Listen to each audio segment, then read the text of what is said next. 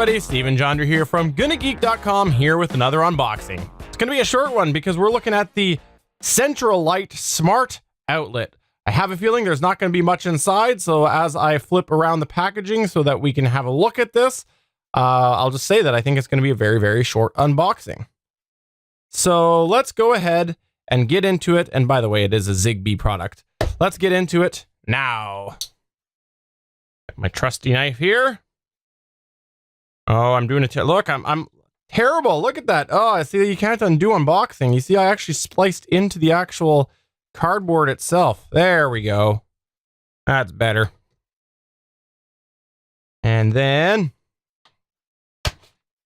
oh, right at the top, we have instructions.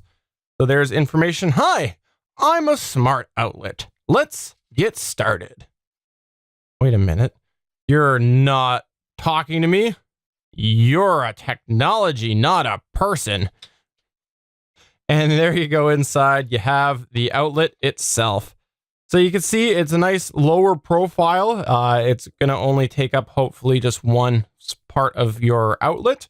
Looks like that's going to be the light there. Power on the side, and then nothing on that side. But that's the actual product. If we look, there's going to be nothing else inside, is there? There's nothing else.